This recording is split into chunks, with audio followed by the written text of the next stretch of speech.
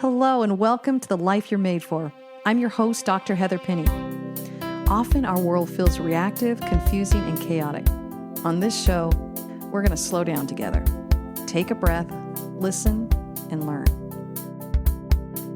We'll be joined in conversations with influential thinkers who will help us make new connections, understand our unique potential, check the beliefs we hold, and learn how to overcome unexpected challenges. I know that each and every one of us holds our own inner clarity, confidence, and courage, what I call 3C living and leading. So let's go after it together. I'm cheering you on. Hello, friends. I am looking forward to this new series on relationships. And most specifically, it's going to be on three categories: friends, work and personal, parent and child, and then marriage and dating.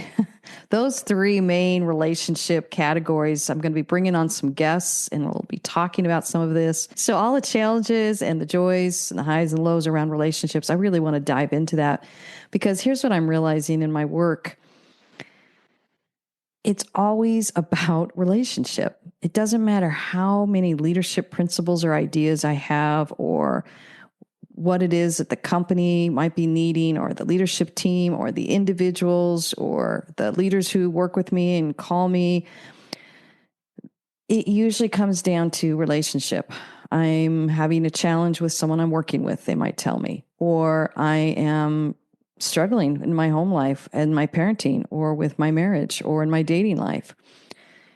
And these are things that really impact us and how we show up in all the spaces that we live and we lead in. And again, I'm a fan of congruency.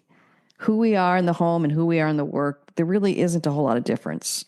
Certainly the relationships will have higher levels of trust or intimacy, but how we show up in our relationship, whether it's how we parent or who we're dating or who we're married to or who we're working with or the friendships we go to coffee with, they all have a single thread that runs through them that is our values and how we want to connect with people in this world. So I want to talk about that. And more importantly, I want to get other people talking about it so we could listen in, because I always listen or I always learn quite a bit when I hear other people share about how their relationships are going and some areas of growth they might be experiencing, some exciting things that they have learned about how to make their relationships richer and more peace-filled.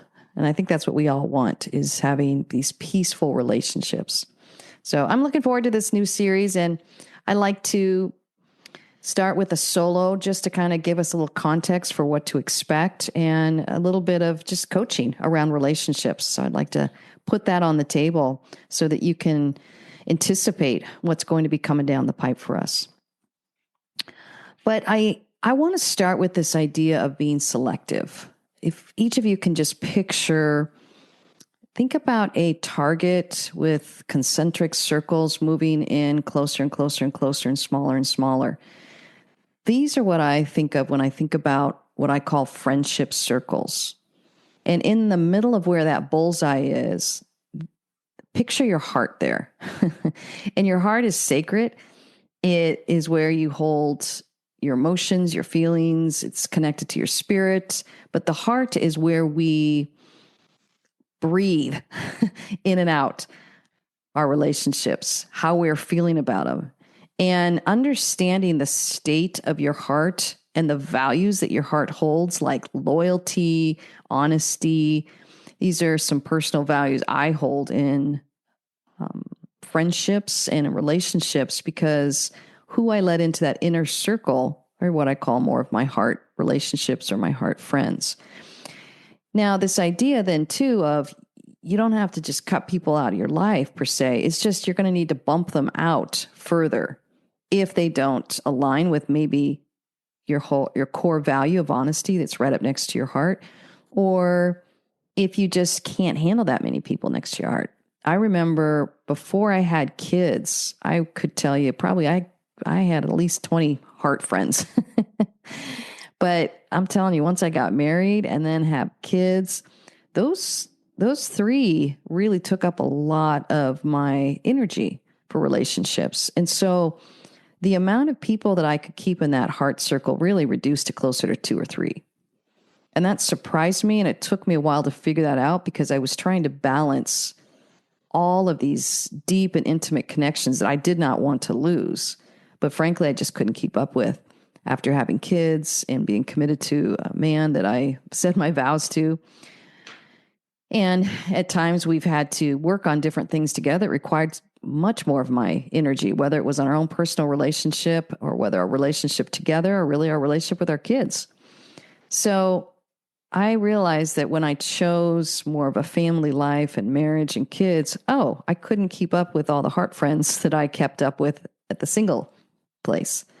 And at the same hand, it sounds funny to kind of say this, but we kind of have to grieve that in order to make sure that we make space for how we are growing in our life.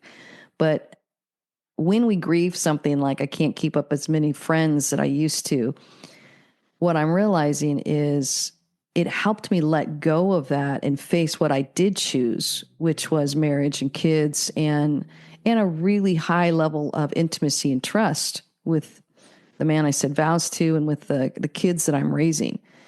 And it didn't mean that I threw all my friends away. I'm not saying that at all, but it was really more of this awareness that I just didn't have the energy. And of course, the friends that understood that were still friends to this day.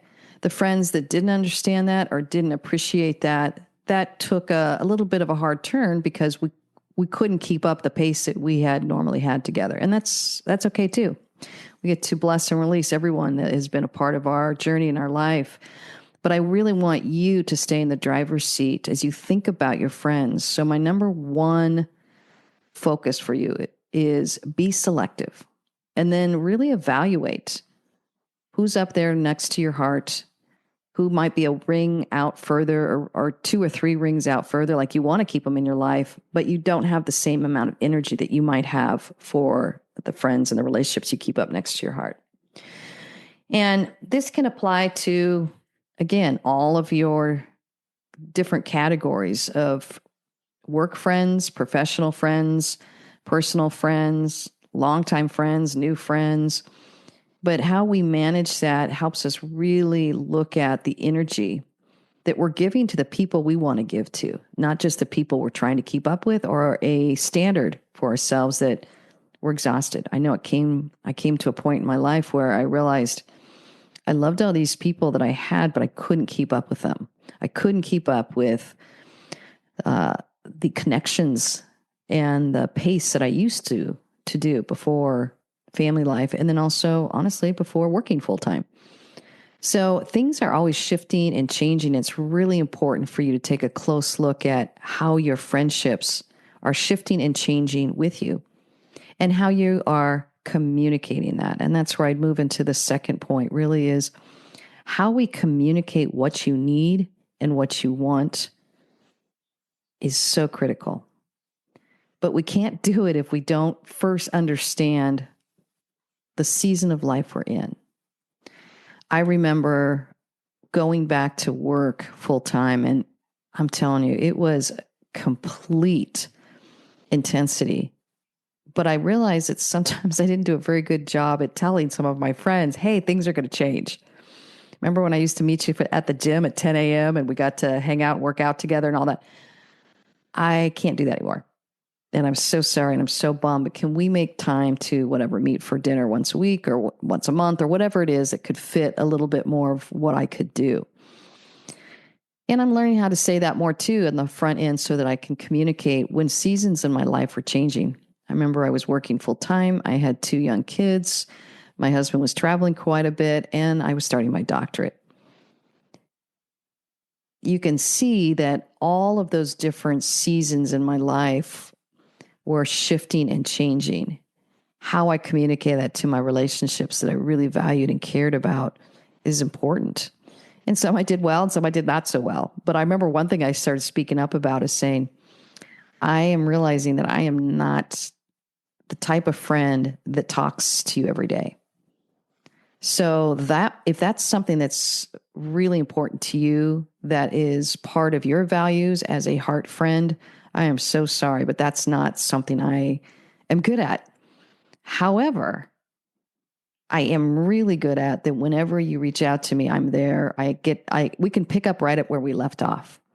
And I'm actually kind of low maintenance in my communication with friendships. So if we only talk once a month, that could be a really good fit. What I found is when I started voicing that and took myself off that pressure cooker to keep up with what other people wanted from me, the funny thing is many of them didn't even want that daily connection. They were like, oh, thank God you spoke up, because I was thinking the same thing too. Like maybe we have a touch point once a week or maybe even just once a month. I had a friend that, we just met for once a month for dinner for years. And it was just the perfect amount for us. But we were able to articulate that and say, hey, this is what we value. And it also helped some of the friends that I felt this pressure to keep up with them in a style that I didn't fit my new season in life, or maybe never fit me at all, but I just kind of did it because I felt that pressure to people please.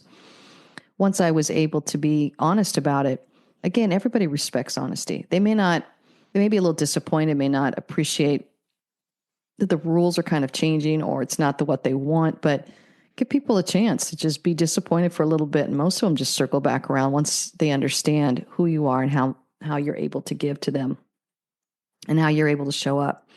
And one of the things I learned about is also saying, I love giving you my full attention. Here's what works for me. I love going on a walk. I am at my desk more than I'd like to be. So if it's a personal friendship, boy, I'd love to just take a walk with you. If it's a professional relationship, I like to schedule that time and meeting so that we can have either Zoom call or we can have a connection on the phone where I am setting aside that time. And what I realized is I am a quality time person. I want, whenever I am connecting with somebody, to be able to have that quality energy and space that I can give them. And that's really important to me. And as I learn to understand that about myself, I learn to communicate that. And sometimes a client would call or a friend would call and I'd be like, you know what, let's reschedule this when you're in a place that's free from distraction. And I learned to say that front with my clients. With my friends, it's like a 30-second baby conversation going, hey, are you okay? Oh my goodness. Yeah, I hear the 3 kids in the background. We'll talk later. And there's an ease there because we have this permission to be able to say, let's give each other our quality time. And again, that doesn't mean that you can't just have an SOS or reach out here and there, but it's also that awareness that if you really want to connect together and with somebody, communicate a quality of time that connects you. And I love having people over to my house, sitting on my patio, having walks, making lattes or tea for my guests. It's a quality time connection that says, hey, I see you, you matter, and I want to make sure that I am freeing my life of distractions and giving you the focus and the energy and really the respect for you to feel loved and seen and valued. That's important. So notice what's important to you and communicate it. The third thing I really want to bring up is this idea of trust. We hear about it all the time. And one of the things that I'm learning to just say to both, again, clients and then people I am personal relationships with is understanding that trust is on a continuum. It needs to be cultivated and fostered. But if you picture trust on a continuum of, let's say, 1 to 10, taking that responsibility to really assess what's the trust level like right now with my spouse? What's the trust level like with my teenage kid? What's the trust level like with my work colleague? And whether you choose to ask them or not is up to you. But I've learned to assess that a little bit more because trust doesn't just stay static. It doesn't just say, oh, here's a box to check, yes or no. I trust you or I don't trust you. Trust is constantly moving up and down a continuum and understanding what we need to do to make deposits into our trusting relationships to grow the trust And understanding what's breaking down trust and it's kind of feeling like a withdrawal is super important to understand. And once I understood that quality of time, for instance, is important to me, you can imagine if my husband is trying to talk to me while he's texting and while he's working on his calendar or while he's eating, all of things which we could do when we live with somebody, that's not going to make me feel really heard. And so understanding that that is something that breaks down trust and making sure that we understand what can build trust is also connected to how we feel. How do we feel seen, valued, heard, loved? How do we feel about that? And some of you might have heard of the 5 languages of love, which is quality of time, words of affirmation, touch. But there's these 5 different languages that we say we really need in order for us to feel loved and valued. I'd also like to kind of argue that we carry all 5 of these languages in us. All of us want to feel heard. All of us want words of affirmation. All of us want to be touched. All of us want to have quality of time. We carry all of this inside of us, and making sure that we understand what we might need in that moment, and more importantly, what we might be offering the other person. And I'm thinking about even with my kids, boy, quality time is critical. I remember my son, Luke. If I was looking at my phone or I was distracted or reading a recipe or something, he would take his little hands and put them on my face and turn it toward him and make me look at him. And it was such a wake-up call for me to realize this little 3-year-old is recognizing that I'm not giving him his full attention. And he needs his full attention from me in order to feel loved and seen and valued. Boy, I think about that a lot. I know we can't do that as adults, but what if we felt like we weren't being heard or seen if we were able to take our hands on someone's faces and turn it toward them, toward us? Wouldn't that be a wake-up call to the person that we need to do better to give them that quality attention and focus? And in a world that is just pulling at our distractions, how we communicate what we value and how we build that trust or recognize what might be breaking down the trust. I knew my 3-year-old son, if he did not have my full attention on him, it was breaking down trust. Now, let me be clear, I wasn't able to give him my full attention the whole time, but I needed to be honest about it. And going back to the idea of communicating, I would say to him, something like, Mommy needs to finish reading this recipe. Otherwise, this is going to burn. But as soon as I finish this, I will put this down and I will give you my full attention. Learning how to communicate that so that it honors and respects the person in front of you. Learning that in a marriage, dating relationship is super important. A lot of things go unsaid because the person isn't brave enough to say, that doesn't feel good when you're trying to fiddle with your phone and you're not giving me your attention. And being able to say that out loud and then say, even lovingly, hey, when you're done with that, I'd love to talk, but I don't really want to talk while you're trying to do other things. And I don't want to distract you from what you're trying to do. There's a loving connection that says, this is where we can build trust together versus break down trust. And when we love one another and care for one another, we want to know what builds trust and what breaks down trust. And part of that trust journey is really understanding and getting that feedback. I will caution you, though. Here's a caution flag. Don't ask for feedback if the trust level is really, really low. You want to wait till the trust level's a little higher, then you can say, hey, what's it like living with me? What's it like being your mom? What's it like working with me? Understanding feedback and getting that feedback loop is really important. But I have seen it backfire if the trust level is incredibly low. And then oftentimes the language isn't there between the two people in the relationship to be able to give constructive feedback. So I would just say, check your trust level and make sure before you ask for the feedback that you have a high enough trust level so that you can trust that you're hearing what the other person's saying and it has validity. And the other person is really has a high trust level of you and wants to give you the feedback to support your personal growth. And then Last but not least, I want to talk about this idea of staying curious. It's one of my favorite thoughts, and I write about it in my book, Grace Space. I talk about it all the time with clients, but I know when we're in relationships, and I'm going to use my kids here for another example. My goodness. Again, my daughter's 22, my son is 20.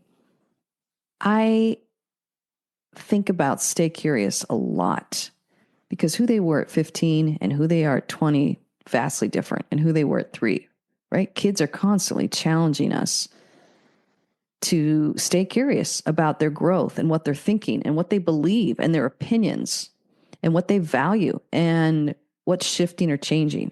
Now, I'll be honest with you. Sometimes something is shifted or changing. I'm still catching up. I think I said this to my daughter the other day. I was like, wait a minute, I remember that this was important to you. Is this no longer important to you? I mean, I'm just direct. And she's like, oh yeah, no, that was last year, Mom. So understanding what it is they value, and it's okay if you're still catching up or you're trying to remember what was important to them at 18 and is no longer important to them at 22. All of that is fair, but recognizing that curiosity helps slow things down. It helps you ask the question. And another question I ask quite a bit is to both of my kids. Well, actually, I ask it of my kids and my husband. These are my most highly trusted and intimate relationships that I really want to cultivate is, what is this helping you or is this not helping you? So, for instance, I might be giving advice, and this happened just the other day with my son. And he said, Mom, I appreciate everything you're saying, but when you keep giving me ideas for how to troubleshoot this problem, it's only stressing me out. Good heavens. Now, we haven't always been there. Like, he didn't have the words before, and then there would just be this reaction to each other of me saying, well, I'm just trying to help. And he's saying, that's not helping, But learning how to, that was one of my favorite examples because he affirmed my intent, which is really to try and help my son, and then told me that it wasn't helping. Man, that was like a 5-star response to me as a mom trying to also be a friend more to her adult kids, but also realizing I want to know. And I appreciate that in my friendships, both at my work and my personal friendships. I appreciate directness where they'll say, I love that idea. I'm not sure that's for me. Or can we take this a different direction? Or I really like what you're saying, but I'm not sure you're hearing the whole picture. These are things I hear that I appreciate so much. You can see what we're doing here when we stay curious and we really trust someone's good intent. We're able to affirm, hey, I trust that your intent is spot on here, but actually we need to open this up with a little higher level of curiosity, and being able to stay curious to hear that makes all the difference. When I'm defensive, I stop listening to what the other person really needs. And I'll be honest, sometimes I'll say all the right words, but I'm feeling a little defensive inside. Like I didn't really like that feedback. And that's because I'm short on curiosity.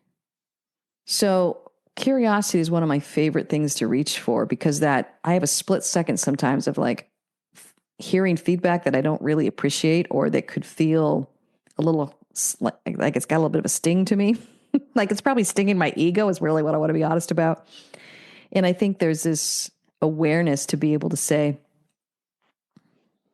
yeah, I want to hear this. I believe the truth really does set me free. And I want to stay curious about how I can be a better friend to you, colleague to you, parent to you, spouse to you. And being able to trust that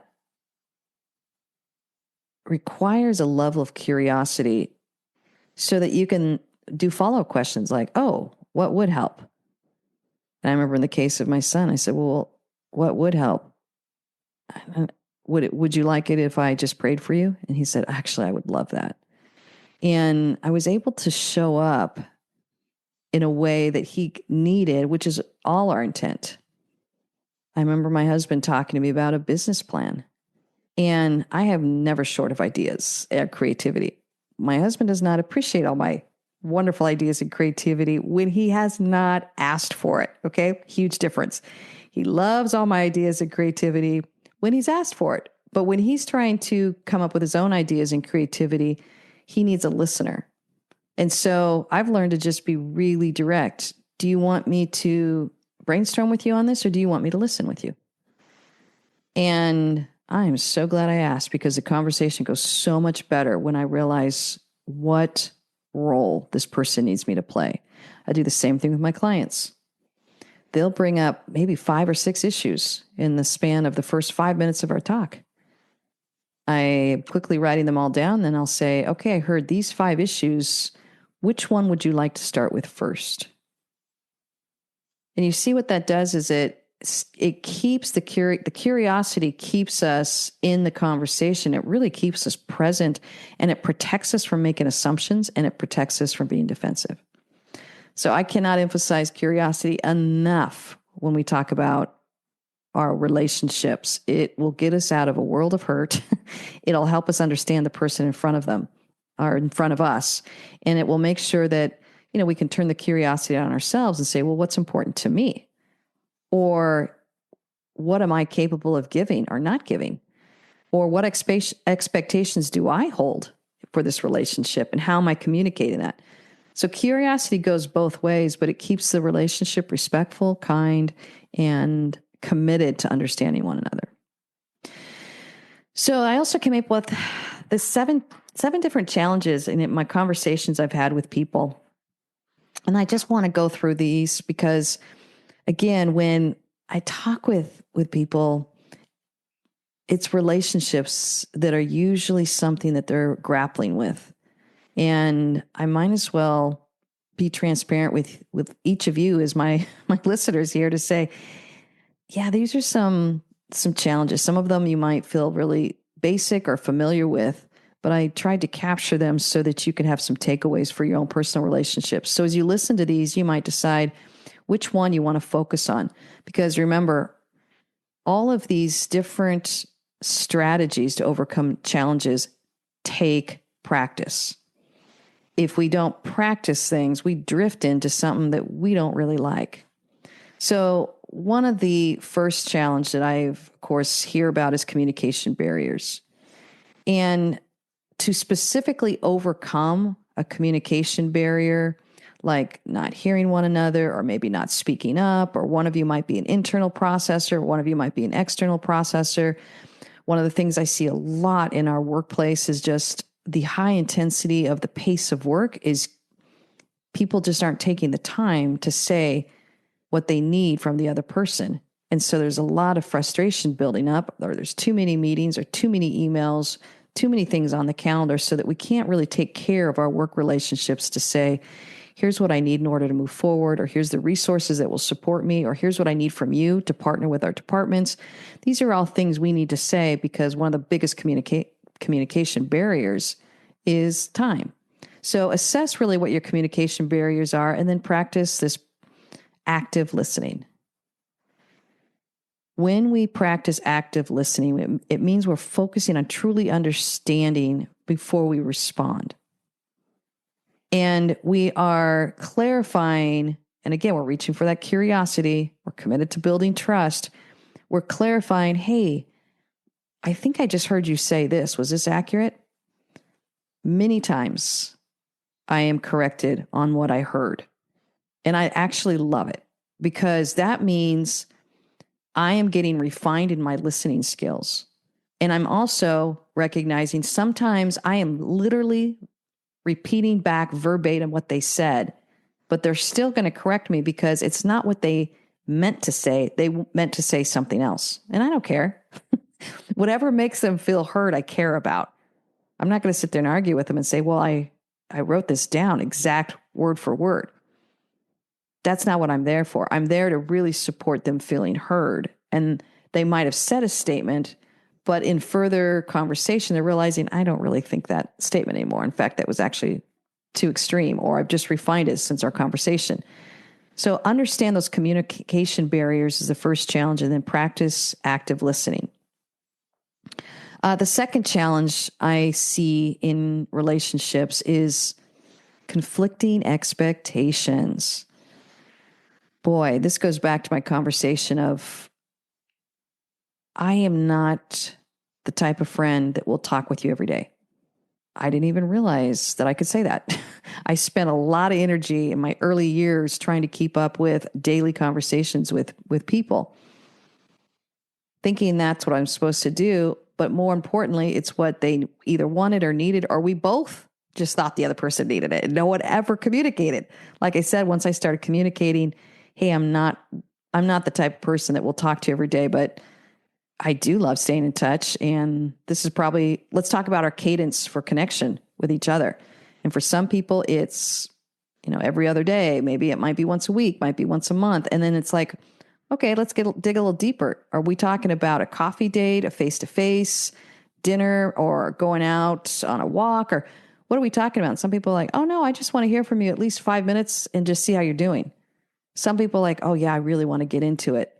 And I'd love like a 3 hour conversation. I'd love to have that space with you. And I'm like, oh, that's awesome. That will probably have to be closer to monthly or quarterly.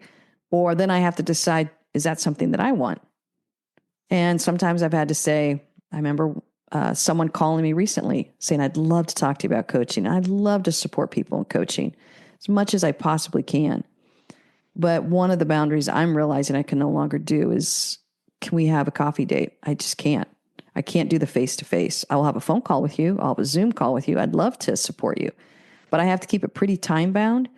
And then I have to make sure that I have that expectation set up front so the other person feels like they know what to expect. Nobody wants to feel like they're getting it wrong with somebody. It's on me to communicate what it is I can and can't do. So I simply said, oh man, I'd love to meet with coffee. My calendar no longer allows me to do that with all my traveling and with the clientele I book, but I can do a phone conversation. Would this work for you? She was like, yeah, that's awesome. I said, okay, here's the times I'm open. And we had a great, awesome, energizing conversation because I was able to set the expectations very clearly and own what I could and couldn't do. And frankly, what I wanted to do and didn't want to do. So making sure you have those expectations really clear and being able to communicate that up front. It's even something that my daughter and I have to talk about. She's understood that time and quality time is really important to me. So we've learned to talk about that when she comes home. She's coming home from college and she'll say, all right, I've scheduled this whole day for just us. Let's talk about what we're doing. She's realizing that quality time is important to her as well. And what she likes is to have things scheduled. I was a little bit more fly by the pants, but she was like, no, I want to have it scheduled. I'm going to only be here for a week. And so I really honored and respected her value for what quality time looked like because she wanted to meet with so many different people. And I wanted to make sure that I supported that arrangement on her calendar and her scheduling. So making sure you have clear expectations. The third challenge I'm seeing is just this time and priorities. And I've talked a lot about this, but it's being intentional about quality time. And again, quality time for one person might look different for another person. I have a friend in my life that I think we see each other 4 times a year, but I'm telling you, when we see each other, we have such a blast and we just pick up where we left off. But we're both very busy. We run in a lot of different circles, and in the work that we're doing, it's lots of different other connections that we have to manage and keep up with. So we've given each other that permission that when we get together, I feel her focus, she feels my focus, and we're protective of that time.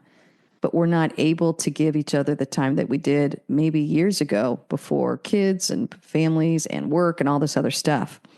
But we've been able to be very intentional about our quality time. Same thing with our spouses or the people we're dating, being able to slow it down and say, what does it mean to have quality time for you? My husband, not too long ago, he's a huge Dodger fan. Go Dodgers.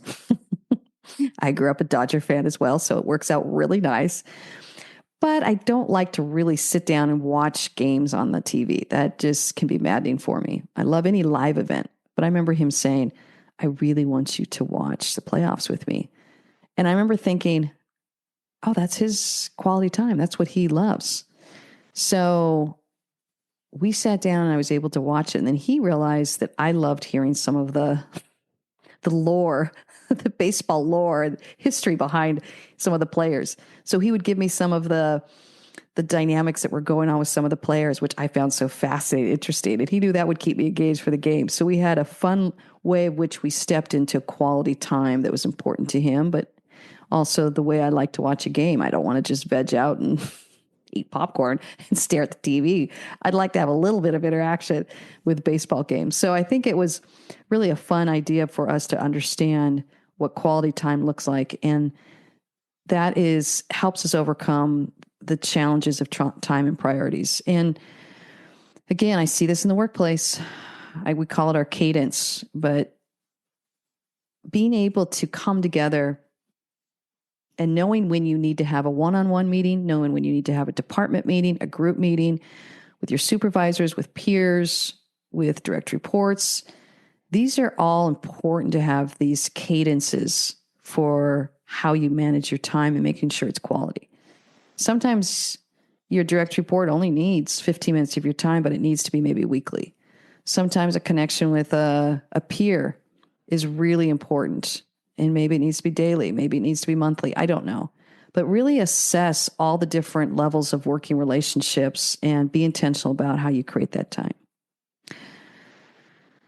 Okay, so the fourth one is emotional baggage is one of the challenges I see.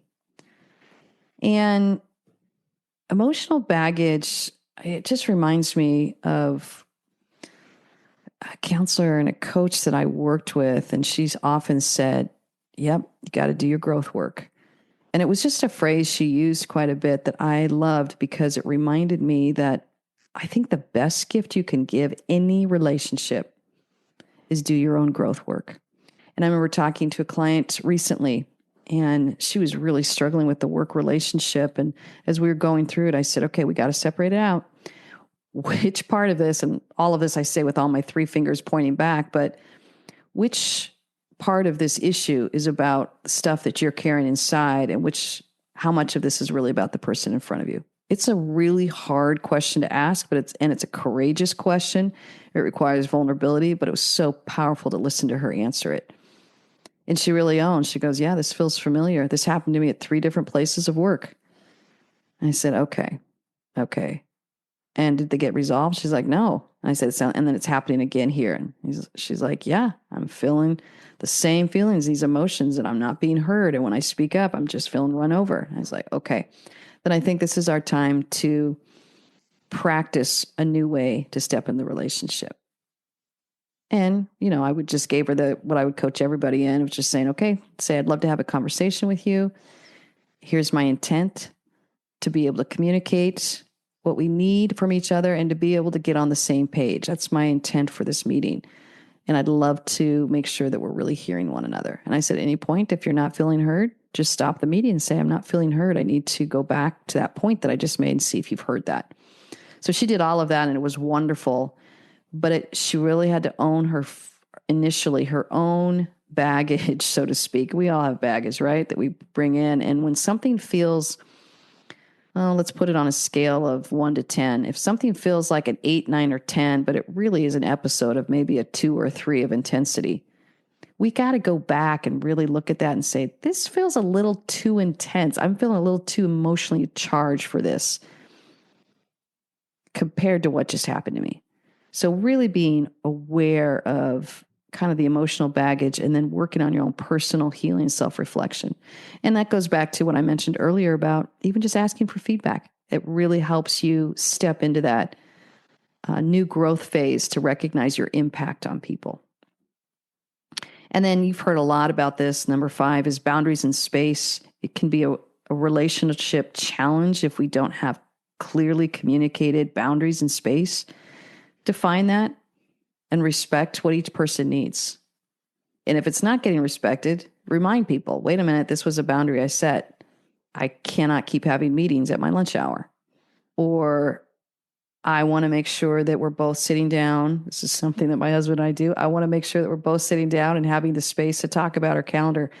I'm not catching calendar issues, and I guess calendars aren't issues, but it feels like an issue for me when he's yelling something on the fly of, I'm going to be in New York for the next week, or in whatever. I'm going to be in New York in July, and I'm going to Seattle in April. And I don't want to be just told the calendar while we're on the fly. I want us to be able to sit down and make sure that we really connect with one another and understand what's coming down the pipe over the next several weeks and months to come. Both of us have really busy schedules. And so that's really having that space to understand that, define it, and respect what the other person needs. Number 6, overcoming a relational challenge really means about changing and growing. And this is such a basic one, but it's so important, because if you decide not to grow as an individual, your relationship's not going to grow. You're actually going to grow apart. So if you value the relationship, it's important to commit to growth. One of the things that I've seen that have kept people stuck, both in personal relationships and professional relationships, is, frankly, their refusal to grow. I watched it play out last year at a company. This employee leader there in the company decided he didn't want to grow. The whole company was moving in the direction of this growth that was necessary for the company to expand. Well, this leader just decided he didn't want to grow. Boy, that company worked with him, really coached him, got me involved. We worked really hard with them. Still, by the end, this individual said, no, I don't want to do this. So you can't grow in a relationship, whether it's professional or personal. You can't grow if the other person's decided they're not going to grow. And so there had to be a parting of the ways, and the employee had to bow out. But the company had to finally make the call and said, well, we really wanted to keep you, but if you don't want to grow in the direction that we're growing, there's no way we are going to make a good partnership together. And so they had to part ways with that. And sometimes those partings are amicable and wonderful, and everyone understands that they're no longer a fit. And other times it can be pretty volatile and hard, because you're digging in saying, I don't want to grow. And again, I've seen this in the personal relationships. I've watched dating relationships. I've watched parenting relationships. I've watched marriages where one person is saying, I really want to grow, or this is the area that I'm growing in. And the other person either doesn't respect it, or doesn't like it, or doesn't care, or sees it as a fear. And so they don't want to grow. If you aren't growing and committing to growing together, or in a way that supports the direction of one another, there's no way the relationship can be nurtured. So it's basic, but it's important. And honestly, we've all done it. There's times I've dug my heels in and I didn't want to grow in a direction that was necessary. And there's other times when I recognized, oh, I'm going to need to change a little bit of the way I think. And again, I go back to parenting. Nothing has challenged me more in my growth paradigm than being a parent, because there's a huge change that happens as our kids become adults. They want a different style of mom. They don't want the mom that was their toddler mom, or their teenage mom, or their adolescent mom. They want an adult mom. Oh my goodness. I have got to grow into this and make sure that I have an open communication so that my kids want me in their life and I want to be in their life. And we get to have a connection together that supports one another mutually. And it goes both ways. There's things I've had to be honest with them about, them saying, hey, now that you're an adult, there's something that I need. And it's really important for me that you hear me on this. And so that goes both ways, making sure that we are committed to growth. And then last but not least, but this is important for every relationship, there's the challenge to overcome of vulnerability and fear. And, of course, Brene Brown's work on vulnerability would say vulnerability is not a challenge. It's a gift, which I so agree with and believe in. But vulnerability doesn't feel good. So let's just be honest about that. When we are feeling vulnerable, it usually kind of kicks in our fear and our insecurity. And so it's just not fun to feel vulnerable. And it can become a barrier if we let it. Recognizing that vulnerability is a gift to growth. That's super important. And how we allow vulnerability in our relationships to work for us and not against us. That's the most important. Vulnerability can make us move into fight or flight and run the other way, or vulnerability can help us move into relationships and make them stronger. How we overcome this is really creating a safe emotional environment. And something that I've said to my kids, whether they're really little, if it's important to you, it's important to me. Or if I'm laughing, it's not funny to you, then it's not funny to me. I'm not going to sit there and convince you it should be funny. If it's not funny to you and it's hurting your feelings, I want to know that. And that was super important for us in our family. Sometimes all four of us love laughing and have all sense of humor, but sometimes it's not funny to someone in the family, and it's actually a kind of raw spot where they're feeling insecure. And if a family member's laughing at them, it doesn't feel good. So even if you, quote, mess up and laugh at something that maybe isn't funny to the other person, being able to say, hey, you're allowed to speak up and say, that's not funny, that actually hurts. That creates a safe environment for the other person to respond and say, oh, I'm so sorry. I did not mean to hurt you. I was just seeing the humor of this issue, but I'm realizing that's not funny to you. And if it's not funny to you, it's not funny to me. It allows you to course correct quicker and be able to honor the relationship. And one of the hardest things for me to witness is watching parents push their kids and saying, oh my gosh, that should be funny. I can't believe you're not laughing at that. Well, it becomes then about the parent's ego and not about the kids. And being able to step into that space that says, I don't care. I am not going to defend my ego at the sake of your heart. If something is important to you, it's important to me. If something's not funny to you, it's not funny to me. And, I love that, even that phrase. Sometimes my husband and I will come through a conversation, and it might have been a challenging conversation, and one of us will make a joke. And sometimes we're both laughing, and other times someone will say, yeah, that's just too soon. Like, I'm just not ready to laugh yet at that. And being able to say what is important to you and what feels just too vulnerable right now is super important. And that, again, is equally important in the workplace. If we could learn to speak up about where we're feeling fear and vulnerability, it allows us to get to the core of it. I asked this question of two leaders I was working with several weeks ago, and it was powerful. All I could hear was a lot of fear from each of them. So I finally just asked the question. And fortunately, there's such a high level of trust between these two leaders. And I just said, hey, I'm noticing there's a lot of fear here. Can we just slow this down? And can I ask you? And if you feel safe enough, I'd love for you to be able to share, what are you afraid of? And it was powerful. Each leader shared what they were afraid of. The supervisor was afraid that he was disappointing his direct report. And the direct report was just needing validation for the work that she was doing. And so there was a fear that she wasn't doing her job well enough. And he was fearful that she was unhappy. Once we got to the bottom of it, you could see how their vulnerability really changed the whole conversation, and everything in the room just shifted. And they actually knew exactly what they needed, and they didn't need me in the room. Once they got to that spot of vulnerability and fear and the reason behind it, my work there was done. They were able to know what to do with it and say, oh my goodness, I can affirm that you're doing a fabulous job. And the direct report was able to say, I can affirm that you're an amazing supervisor. I love how you give me the autonomy and the self-agency. I just wasn't sure if I was doing this right, and I just needed your validation. And it was really powerful to watch that play out, because when we get to the core of what we're afraid of, that's where things change.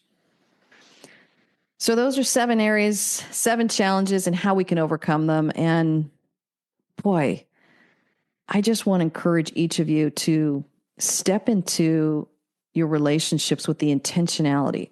And you don't need to focus on all 7 of these. But maybe after you stop listening to this podcast, you can stop and really say, which one do I want to focus on for the next several months, weeks to come? That I know, as I was listening to this is something that I know I could do better, or it's something I know my relationships need, or it's an area of growth that I'm actually excited to apply. maybe slow down long enough and ask yourself which one, and just let it be one area. I love giving lots of things out there, lots of ideas, but I also like to encourage people, don't underestimate the power of focusing on one area for maybe a year. Yeah, a year. Why not?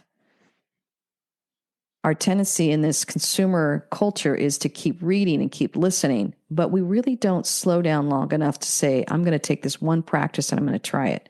I'm going to try active listening in all my relationships for the year of 2025, 2026. I'm going to slow down and really assess the level of trust I am either depositing and cultivating relationships or breaking down. These are the questions you really want to look at and focus on, and just pick one area to focus on and let that be something that's working both in your conscious and your subconscious. And you will be amazed at what a different person you are in a year, and really the relationships that you hold, how they continue to grow, or even some of them self-selected out. All right, everyone. I am excited to hear about these relationships. I think you're going to enjoy them as well. And I, again, have chosen people that I respect in their relational commitment and even their knowledge and experience. So I'm really excited for you to hear them. Cheering you all on.